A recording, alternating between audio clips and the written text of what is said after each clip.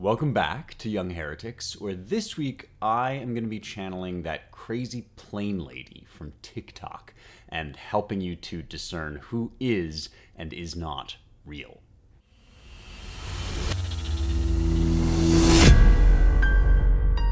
All right, you guys remember that TikTok lady? It feels like forever ago, but it really wasn't all that long ago. She went viral because, I don't know, she was on a plane and she was freaking out over the fact that the guy next to her was not real. And she kept pointing at him saying, he's not real. And I guess she left, and then people were speculating about what was going on. I guess the guy sitting next to her was actually some kind of Satanist or something. He had face tattoos and this whole weird demeanor. And the internet for about 5 seconds was obsessed with what the mystery behind who this unreal guy was. And I am not going to solve that mystery for you today, but I am going to talk to you about real magicians and fake magicians, because last week I talked to you all about bad magic, what it means in the Bible, but in the tradition of thinking about this stuff more generally, to be doing magic wrong or in a bad or sinister way. Because I've been arguing that our tech anxieties, our concerns about what's going to happen to all of this new digital tech, what are people doing when they put chips in your brain and they propose to make this whole virtual reality that you can get absorbed into. I've been suggesting that this is actually a very deep anxiety to do with magic and with the uses and abuses of magic, that the people who inaugurated the scientific revolution often understood themselves to be doing magic. And now what I want to emphasize in particular is that those people, and I'm thinking, for example, of Francis Bacon, but also to some extent of Isaac Newton, who had a fascination with alchemy, which was a major going concern during the period when modern science was really getting going. These guys did think that they were going to be able to deliver on the promises that old magicians, old alchemists had failed to deliver. So now we think about this as the scientific revolution comes along and it's a transition out of magic and into reason. And that was kind of the later gloss, the later spin that people would put on this.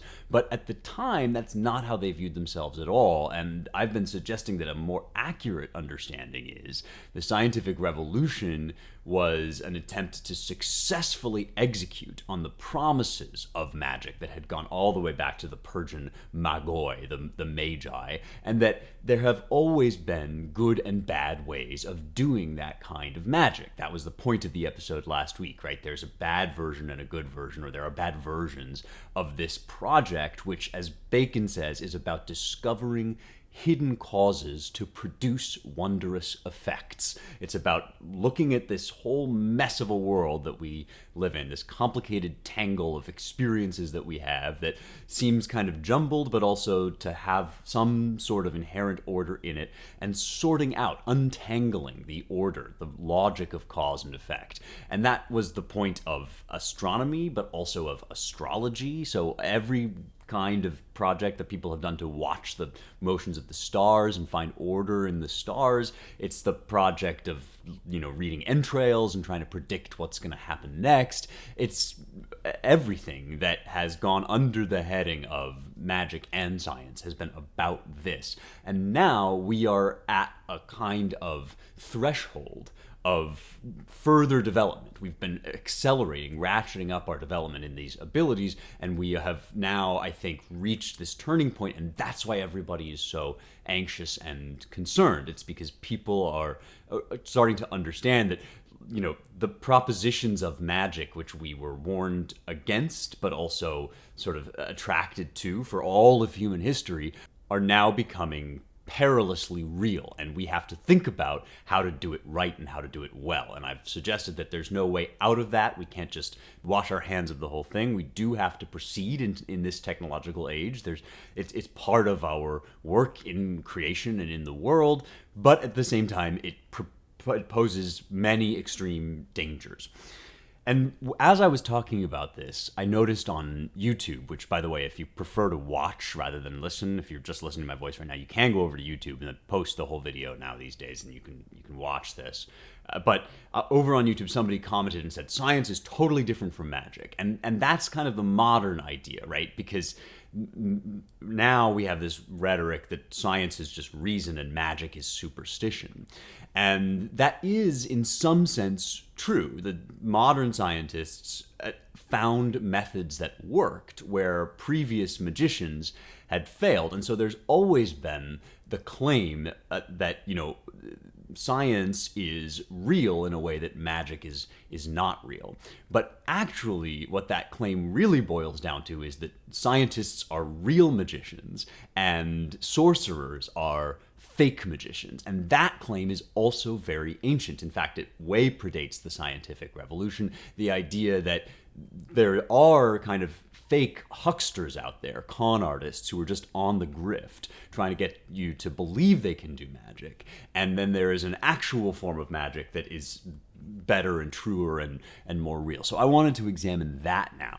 And I'm going to eventually get up to talking about this through one central figure who we have to focus on. Whenever we talk about magic in the Western tradition, we got to talk about my boy Merlin. And Merlin is an incredible figure. We're going to spend some time with him, maybe more than one episode, because there's just so much to talk about there. But we're going to work up to it by starting back in the ancient world and then moving on through into medieval England. All that and more coming up. Also, a really fun mailbag question this week, so stick around to the end for that.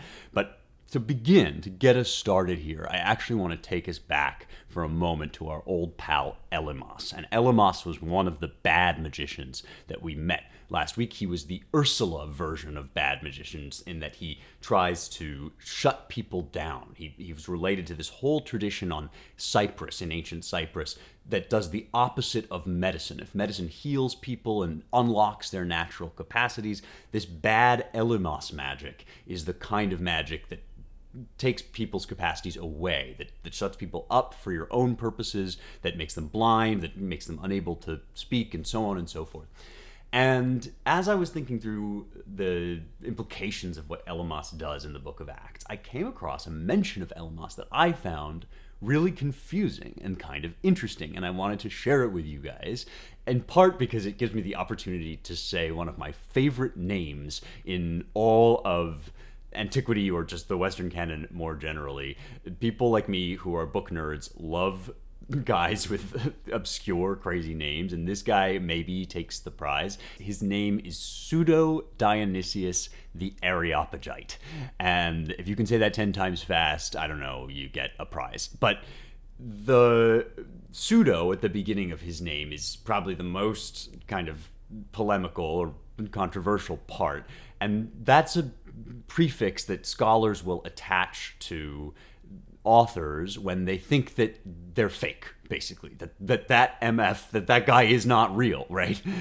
So just as many magicians throughout time have said that other magicians are not real, many scholars, especially in the modern era, have looked at authors who claim a certain identity from the ancient world, and they've said, that guy is not real, like the lady on the plane. So that's what pseudo means. It's like the artist formerly known as, and it literally just means false. So Pseudo-Dionysius the Areopagite is an author who is supposed to be Dionysius the Areopagite, but modern scholars seem to think is not. And instead, they think that he's probably a later Neoplatonist from late antiquity, from around the 6th or 5th century AD, who's dealing with stuff that comes up at that point. But instead, he's claiming to be Dionysius the Areopagite, who is one of St. Paul's converts. So from way back at the very beginning of Christianity, St. Paul travels to Athens, preaches on the Areopagus, which is a major site in Athens, the location of their oldest law court, where all their elders gather, and Dionysius the Areopagite was a judge who then converted to Christianity and became part, not of the biblical tradition, but part of the, very, very early stories about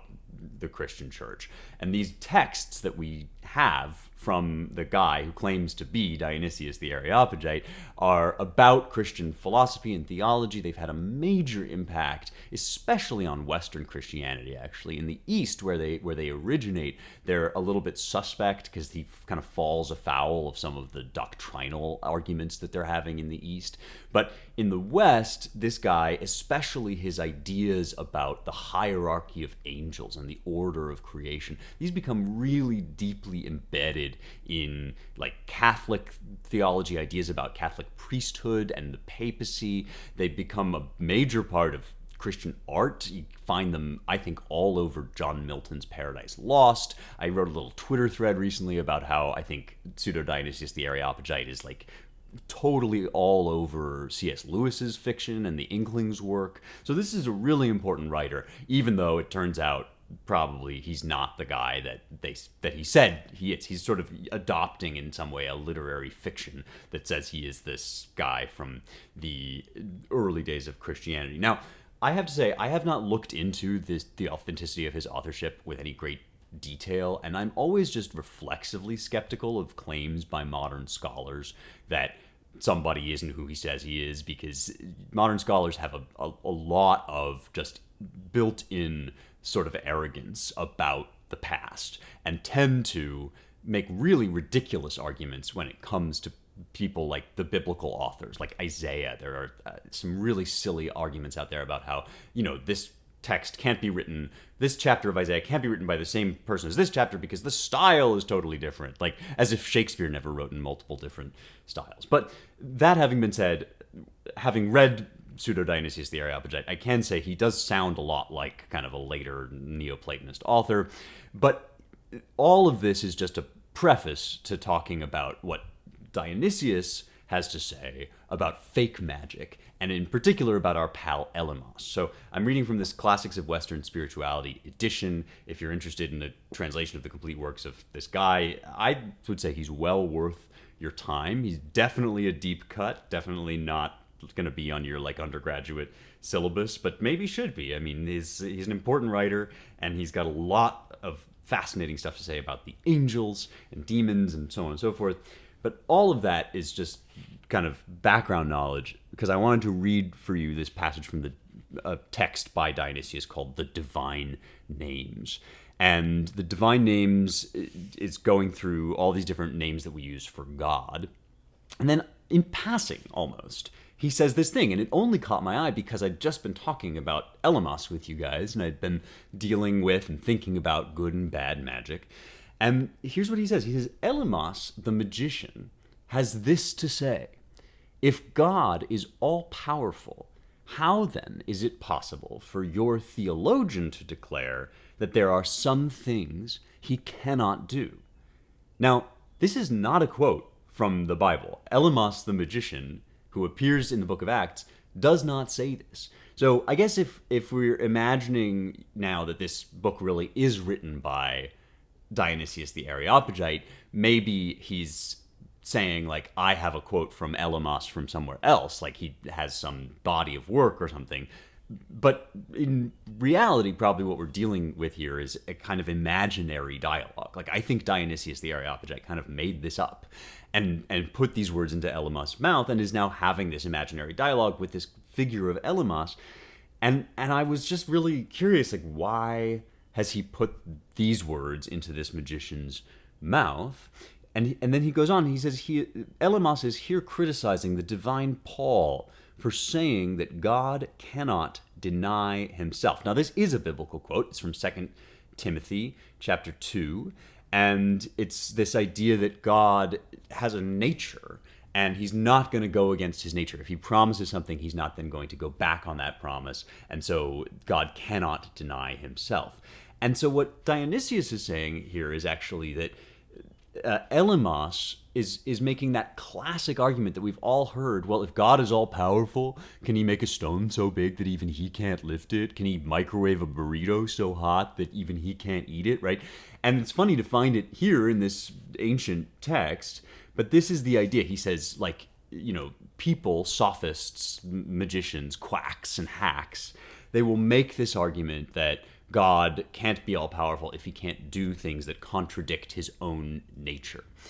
And the answer here in Dionysius is God cannot fall from being, because being and denial of the true self is a falling away from truth, is what he says. So it's about God's nature. You could say that God isn't strong enough to do something, like he's not strong enough to lift this rock, and then he really would. That would be a challenge to his omnipotence. God can do anything that is possible, but he can't, in some absolute sense, create a contradiction in terms by being opposite of who he is, by being unreal when he's actually real.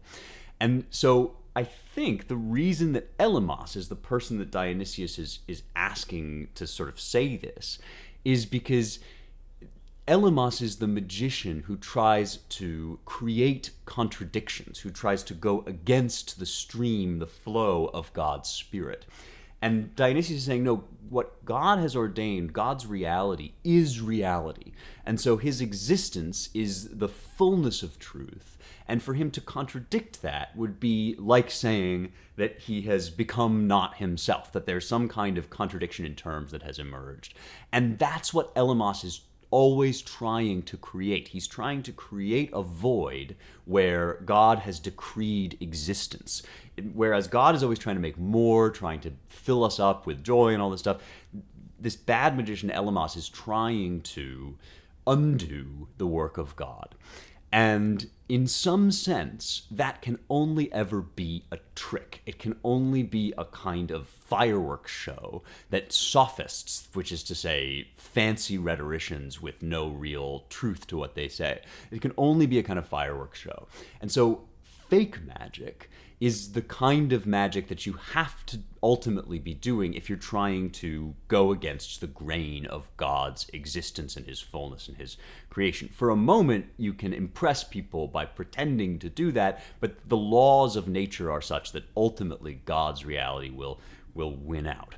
And so this idea of fake magic starts to emerge, even in Pseudo-Dionysius already, that, yeah, Elymas, he can maybe conjure up some cheap tricks. He can make it look like he's got the power to silence, to shut up people's mouths. But really what he's doing is he's just manipulating these little kind of tiny areas of nature and making it look like he's got control of the full laws of nature. But actually he's just operating within this kind of play area, this sandbox, where he can pretend and sort of make it seem like he has power.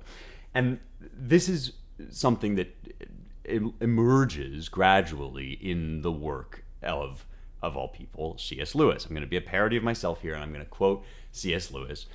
And Lewis has this great passage in The Problem of Pain, which is a 1940 book about why there is suffering. That's the problem of pain. How can a good God allow suffering?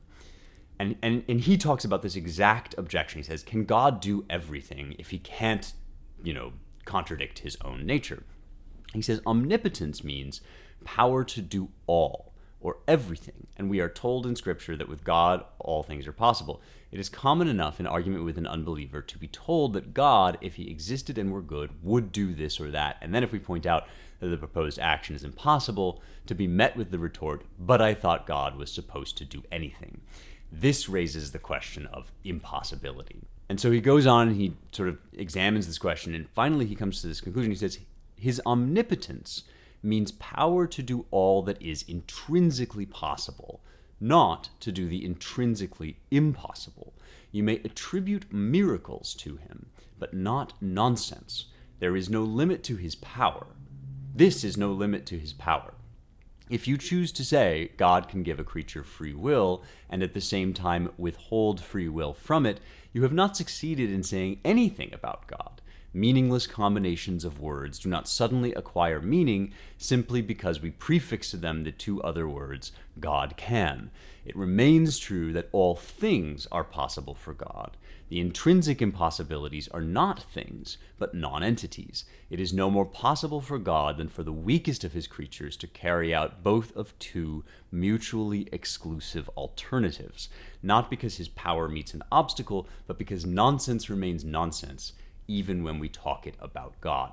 So magicians of both the good and bad kind have this project in mind. They are trying to get to the bottom of the logic of nature. They're looking at the way things go, that the sort of events that occur around us and the experiences that we observe, the things that happen in the natural world.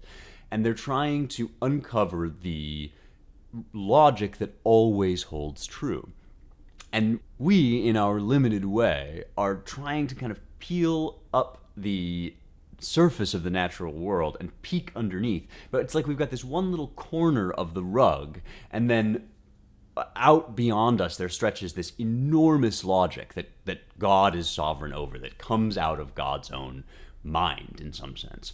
And so we can start, we think, to discern these patterns of the way things work, but what we're not sure of is whether those patterns go all the way out to infinity or they only obtain in our domain. And many times in the history of science, we've discovered that things which always hold true within a certain realm of experience actually start to bend and change as you extend your experience outward. So a classic example of this is the theory of relativity, which contradicts, in some sense, some absolute sense, the theory of classical physics, that is Newton's laws. You know, you say in that every action is an equal and opposite reaction. You talk about force equals mass times acceleration.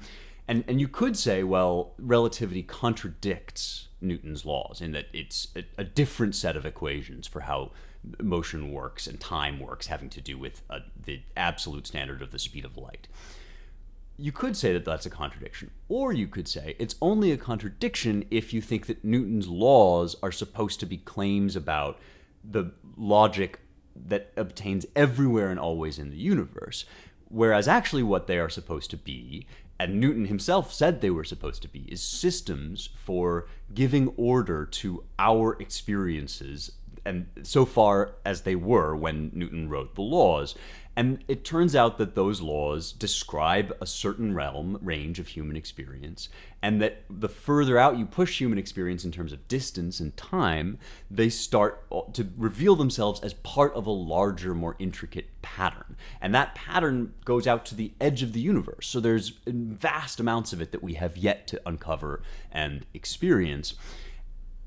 Scientists and magicians, both, and in some sense that, you know, when I talk about it this way, these are the same thing. Scientists and good magicians are trying to uncover more and more of that logic, more and more of that order, and they will never claim, good scientists will never claim, that that order goes further beyond the observations that we have used to create the realm of observation that we've used to create the laws. And as we travel further and further out, we find that the pattern gets more and more complex, but has a larger order. Each order is kind of nested within a larger order. Magicians of the bad or even fake kind are trying to convince you that this little corner of the order, of the logic, is the entire world. Because if that's true, then the thing that they have power over is everything, and they have power over the entire world, and they can convince you, because they know more about the patterns than you do, they can convince you that they know everything there is to know about the patterns. And so in that sense, bad magicians are always also fake magicians, and bad scientists are always also claiming more for science than it really merits. And there are many, many examples of this throughout the history of science. COVID was one big one, when the science was supposed to make political decisions for us, was supposed to answer all of these different questions and problems that it was never designed to answer. But even some of the more extreme advocates of Newtonian mechanics, I've talked before about Pierre-Simon Laplace, you know, who treated the entire universe as if it was just a machine made of bodies obeying Newtonian laws. That too is an example of fake magic, of fake science that says there's this one order that I have discerned in this one corner of the universe is the order of all things. And if we knew the motion and velocity, position and velocity of every particle, we would know past, present, and future, and everything would be locked into this perfect Newtonian machine. Newton himself would never have made that claim, by the way. He would never have agreed to that. But Laplace did, and that's why people like Laplace were revealed as fake magicians who had made sort of claims about the totality of God's logic that turned out to be fake. And in fact, the idea behind Laplace was that there was no God, and there was just this logic that he himself had control over. So when a new magician comes along, that is, when a new scientific revelation comes along, it often comes with the claim that those old magicians, those old guys, that guy on the plane, that is not real, right? That old magician is a fake magician, is doing fake magic because he's claimed too much for his abilities, and he has, in some sense, therefore contradicted the fullness, the reality of God. He's created a kind of inherent contradiction between his vision of the world as governed by his laws throughout the universe and the way that the universe actually works, which is in this endlessly creative and endlessly growing pattern of order. Now, why do I raise all of this when I am en route to talking about Merlin?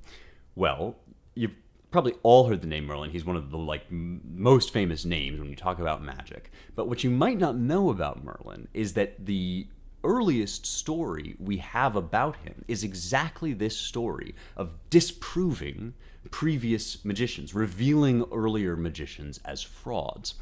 And to get into this, you have to start to read the work of Geoffrey of Monmouth, who is the he lives between 1095 and 1155, so an early kind of medieval figure, or a deep medieval figure. And he writes the History of the Kings of Britain, which is one of the most famous chronicles of British history. And I say history in a sense that we would not now use it. In other words, this has all kinds of legendary material, all sorts of mixture between fact and fiction, and so on and so forth. But it's a document that conveys a form of self-understanding, the way that the British are coming to understand themselves. And he's drawing on all these earlier chronicles that go before him. And this is the first place that we get the figure, the character of Merlin, who emerges in the History of the Kings of Britain almost fully formed, but kind of out of nowhere, except that it turns out he's probably what we would now call like a mashup, and scholars typically use the term composite figure or something like that, that he's been taken from various different figures. His full name is Merlinus Ambrosius, and those two names together seem to be combining other figures from earlier chronicles. Ambrosius is eventually, in some chronicles, he becomes the uncle of King Arthur. So that's one figure that we have in the past that seems to be related to Merlin. And then we also have this Welsh character, Myrddin Wilt, Merlin Wild is the way you would kind of translate that.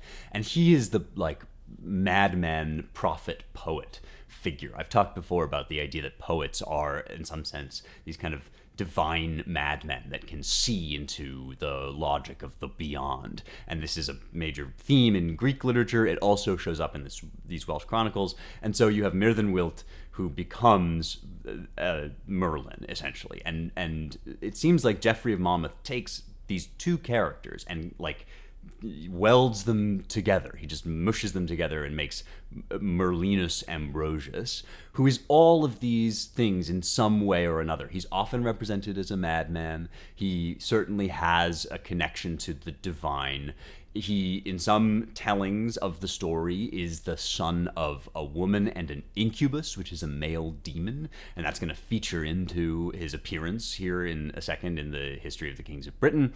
And he also has a hand in the creation of King Arthur, so you get that element of Ambrosius in there too, that there's kind of a connection with Merlin and Arthur. In some instances, Merlin kind of engineers, like Dune style. You know how in Dune the Bene Gesserit, the women who kind of wield weird powers, they create this bloodline that leads, they hope, to the chosen one.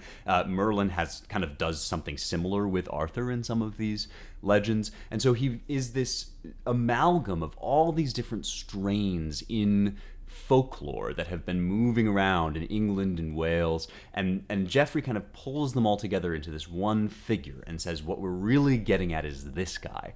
And so a mashup, a composite figure, will often take a bunch of different stories and say there's kind of a common thread running through here, and really what we want is to depict it all together, all as one. And that's who Merlin is. He is the embodiment, the distillation of the wizard figure who has a hand in history and a hand in the divine, and in some sense makes the bridge between all that universe of unknown logic that is out there and that we still know is out there, right? Because we still have only explored some tiny corner of the universe. We know the tapestry goes far beyond what we can see, and Merlin, much like the scientists who want to go to space, kind of represents that connection to the beyond.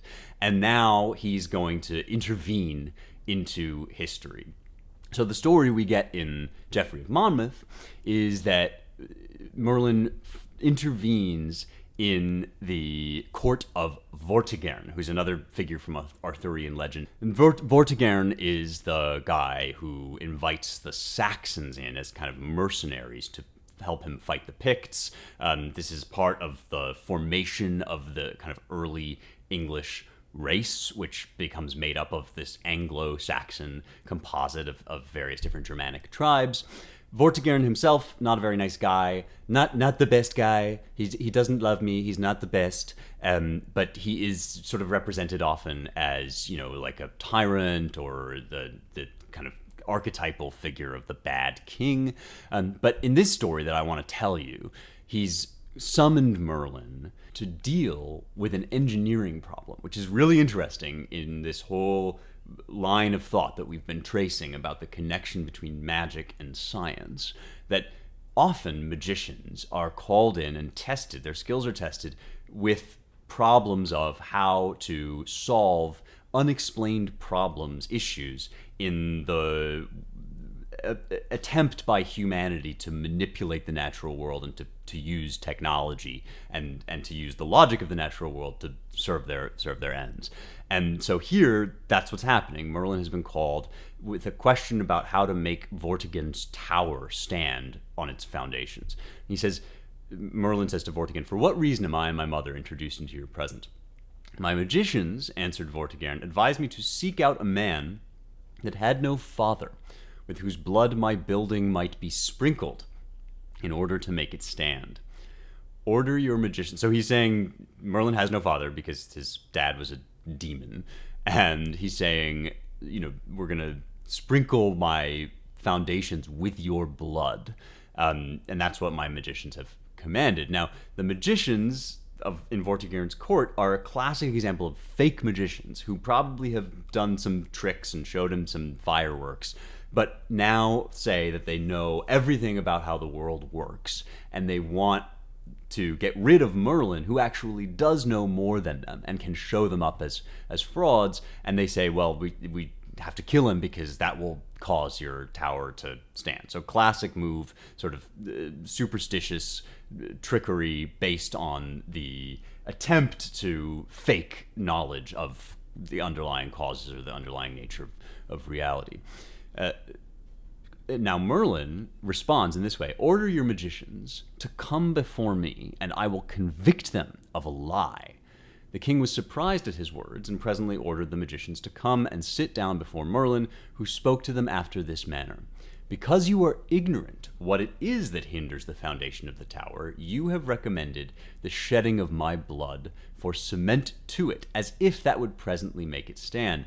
But tell me now, what is there under the foundation? For something there is that will not suffer it to stand." He's saying, you have this sort of obscure and clouded idea that you're using to hoodwink the king, but I have actual knowledge of the underlying causes that are creating this issue.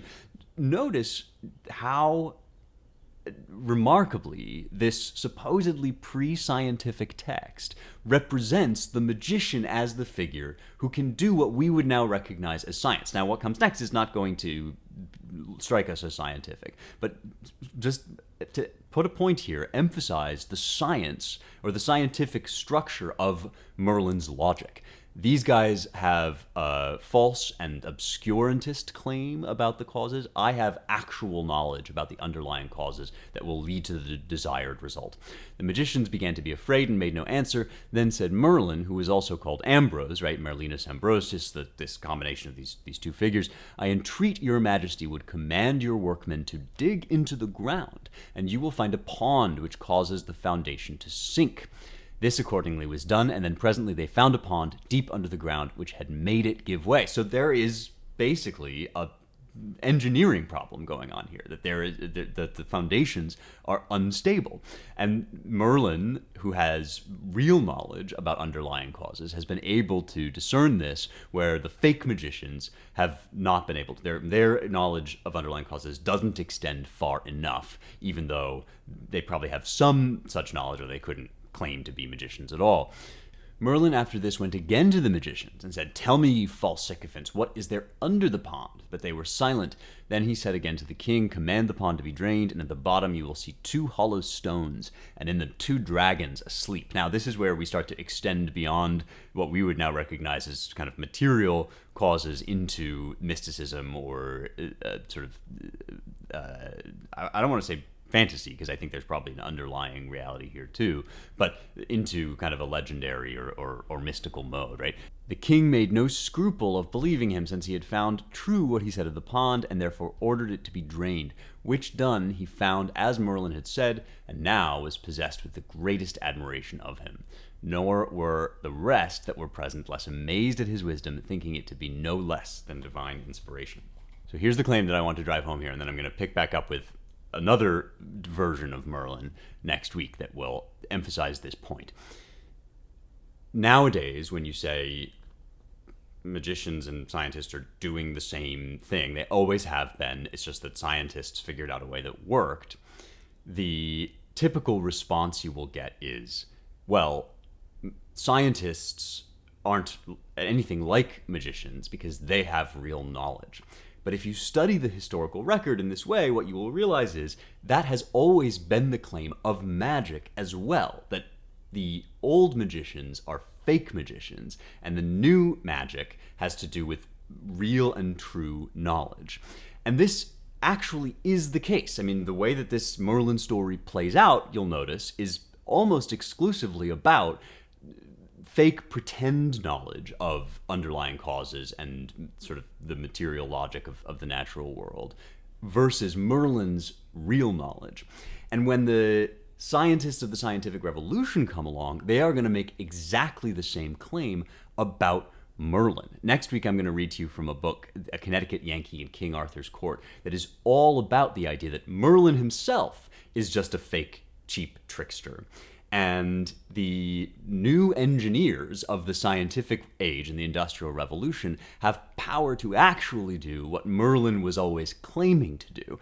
And this series of claims and counterclaims is part of the history of magic, because magic of the humankind, which is actually scientific knowledge, only ever penetrates so deep into the logic of cause and effect.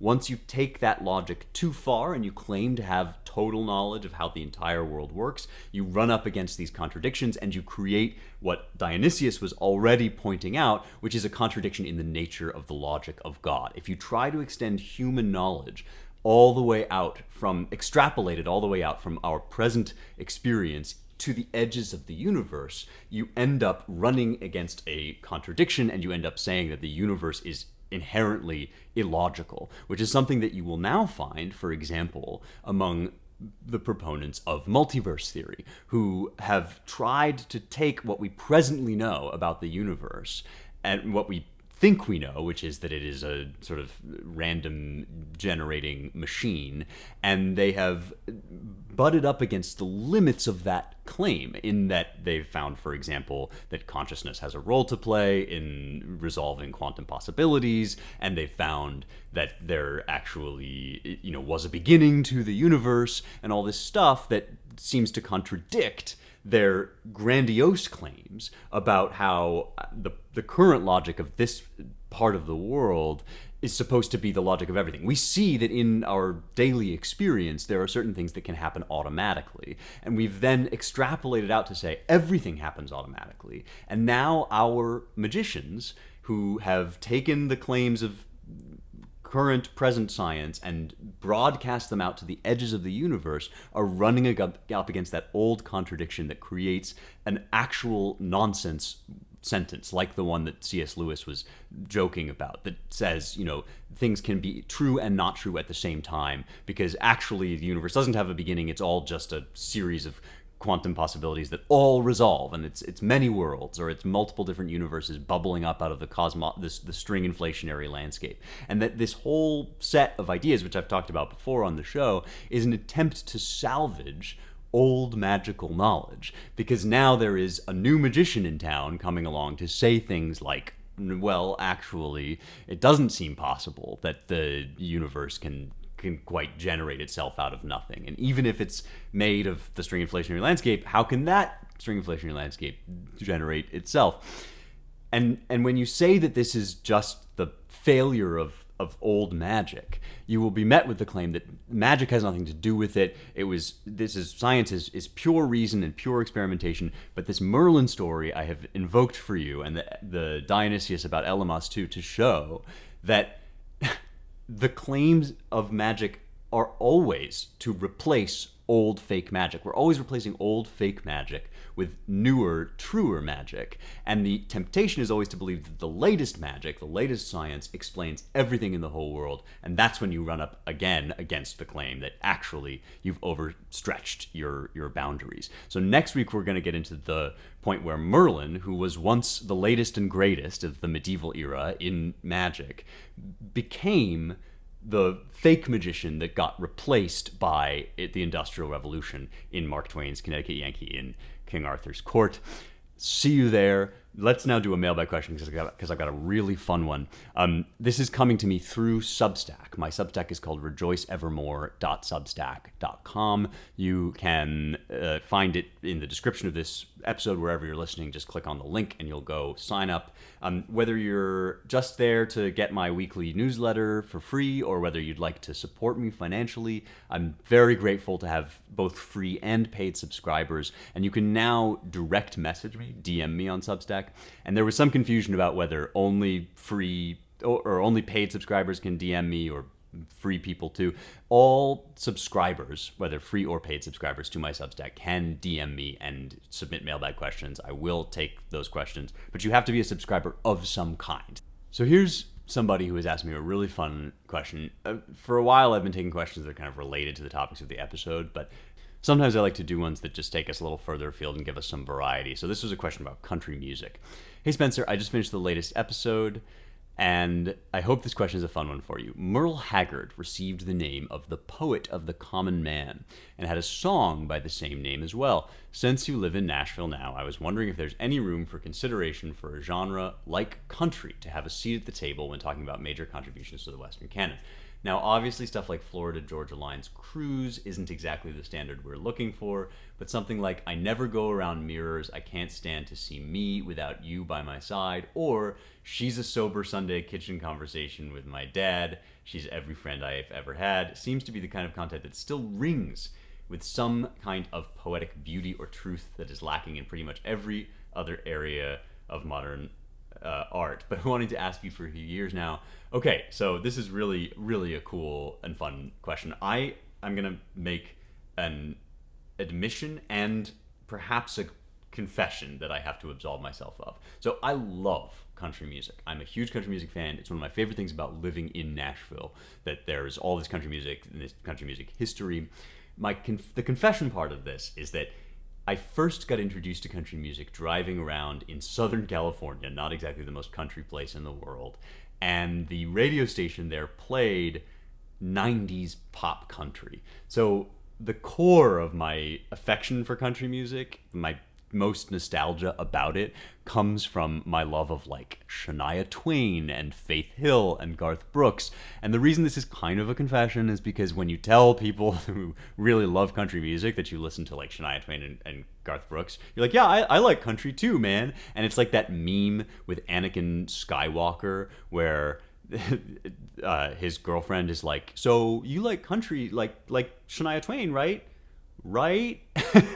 And actually, of course, real country is like Merle Haggard and it's Johnny Cash and it's Dolly Parton. And I have come to really love that kind of music. And my answer to this question is I actually think that that strain of country music, the kind of core canonical, like Nashville era country music, is a contender for inclusion in the American contribution to the Western canon, just as jazz music, big band jazz, and the American songbook is definitely contains some of our greatest, what I would call folk poetry or folk music, and in a way that has gotten elevated to a higher artistic standard. And usually what happens with these things is you start with a popular art form that has this enormous life and energy and potential, and then it meets with high culture, and you have a kind of like they're like two trajectories, two arcs that cross each other, and they meet at this perfect moment, like the moment of the American songbook, where the structures of high culture have refined the kind of energy of the folk music to give it something sort of more sophisticated. But the energy of the folk music has also animated and enlivened what could otherwise become a very dull sort of academic mode of more like traditional or classical discourse. And this happens all the time, that, you know, artists are these crazy people filled with the energy of the world, and they pour forth everything they have to say, and then people start to notice, hey, this is really great, and you get eggheads like me who come along and say, gosh, I observe that many of these stories of heroes are written in this rhythm called iambic pentameter, and we can categorize it, and we can categorize other kinds of rhythm, and gives this whole system, and eventually the system kind of becomes the point, and that is when a form of art starts to decay, and when you start to get people rebelling and rejecting against the whole system altogether. And that dynamic has produced many of the great movements in art. It's also produced many of the worst things about art. So when, for example, the French Academy started to get really pedantic and annoying and lame about painting, so that you couldn't do anything that deviated even a little bit from the standards of kind of what was considered classical elegance, then you start to get the Impressionist movement, and you get the, you know, sort of early modernists, and all this stuff that has enormous energy, but also has this iconoclastic reaction against all form and all structure, and eventually devolves into the mess that we now have. And I'm being kind of glib and oversimplifying, but that is part of how these things tend to work. I think country music, the country music version of this is that you had bluegrass and folk music and all this great sort of gumbo of stuff out here in the South, that then met with the American commercialization machine and produced some great stuff. And I would say Dolly Parton is a great example of this. But then also gradually the commercialization, just like the artistic academy, the commercialization started to take hold and have a logic all unto itself that kind of ruined it. And that's how you end up with like fake country that nobody really likes, or like Beyonce's latest song, or even like Old Town Road. I mean, some of these are kind of, I think, good songs, but they've obviously sapped all the energy, all the local spirit, all the authenticity out of the country, and made it into this kind of like confection designed for mass consumption. So if you want to read more about this and about what country music at its best can do, there's an essay by a colleague of mine, Scott Yenner, in the Claremont Review of Books about the first ladies of country music, and I'll link to it here, that really gives a cool assessment of what women have contributed to country music, and the vision of femininity and American womanhood that is alive in, for example, Patsy Cline, Dolly Parton, all these guys. And so my basic answer here is yes, folk art can intersect with high art, and you get some of the greatest, especially American stuff ever. I mean, the Western is another classic example of this. And there's always, among people like me that like to talk about ideas and are critics as well as creators of things, there's always this fear that you're going to become too addicted to your systems. And that fear is real. And it's really beautifully expressed in this poem that I want to read to you by William Butler Yeats, which is from the early 20th century, and it's called The Scholars. And he writes, "Bald heads, forgetful of their sins, old, learned, respectable bald heads, edit and annotate the lines that young men, tossing on their beds, rhymed out in love's despair to flatter beauty's ignorant ear.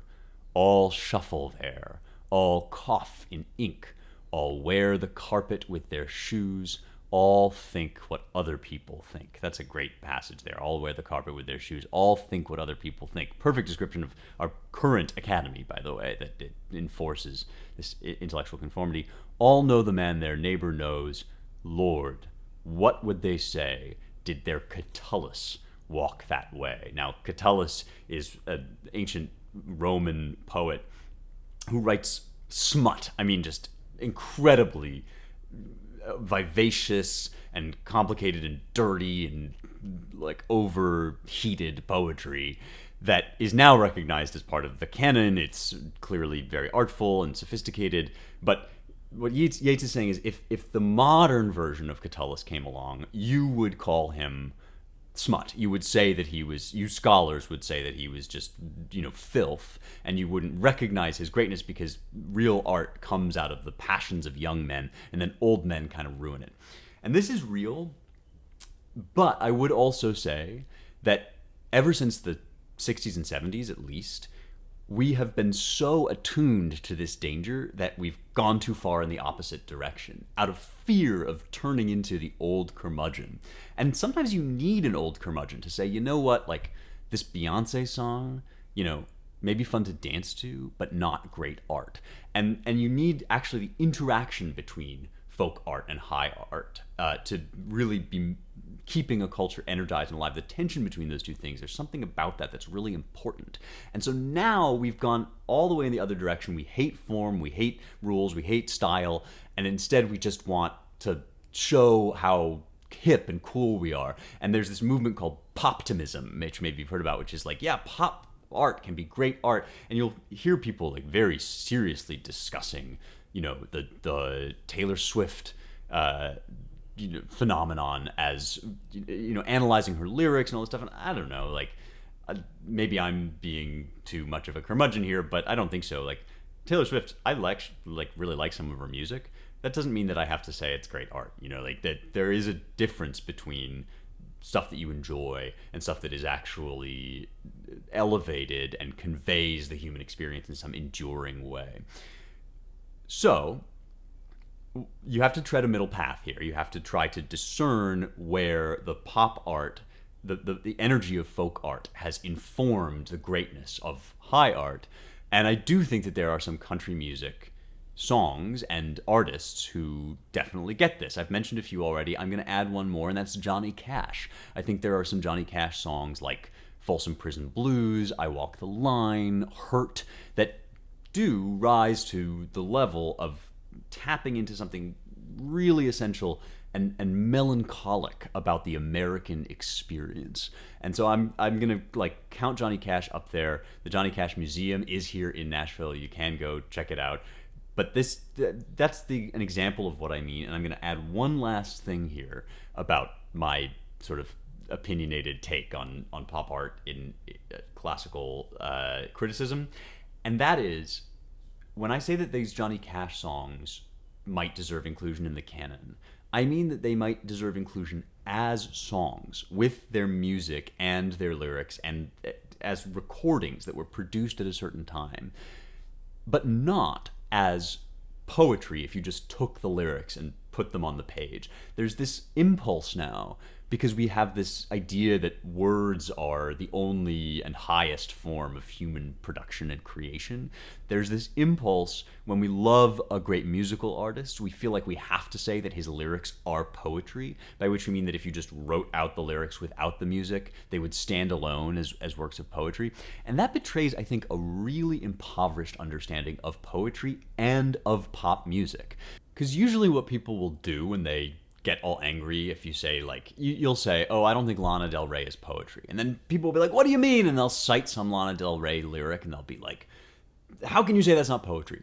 And what they mean is, how can you say that that's not beautiful, that these aren't beautiful words? But poetry is more than just pretty words. Poetry is a language and a form all unto itself that uses text exclusively to support the entire structure of an artistic representation, that everything that you need about the experience being conveyed is contained in the sound and the meaning of the words themselves. And it's just not true that song lyrics are like that. In fact, they're not designed to be that way. And singer-songwriters don't make those objects because they're thinking always about this whole texture of words and melody and rhythm, and they're folding all of that together, and it's actually an insult to their artistry to say, oh, you can just pull out this one thread from that texture and slap it up on a page and then it's poetry.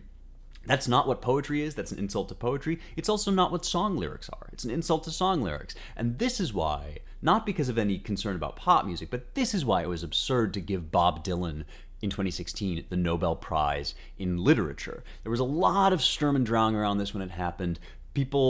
Many people like me, conservatives and critics, whatever, were like, oh, this is the death of high art. You know, that's not the problem. The problem isn't that Bob Dylan is Bob Dylan. The problem is that Bob Dylan isn't literature and wasn't meant to be literature in the sense of art formed out of letters. That's what literature means.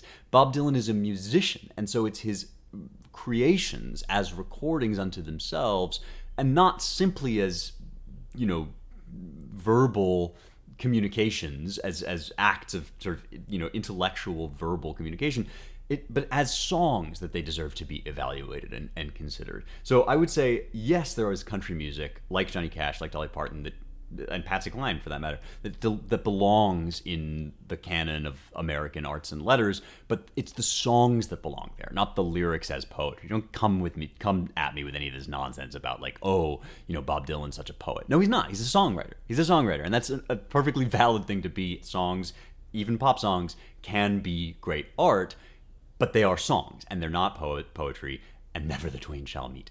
No, of course, there's a relationship between the two, but I get really annoyed when people say, like, oh, you know, Taylor Swift is poetry. No, you just think some of her lyrics are pretty. That doesn't mean that they stand alone as poetic objects.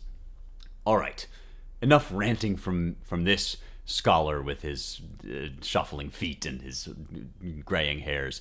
It's been such a pleasure. It's always such a pleasure to be here with you. Thank you for listening to this show or watching it if you're watching on YouTube.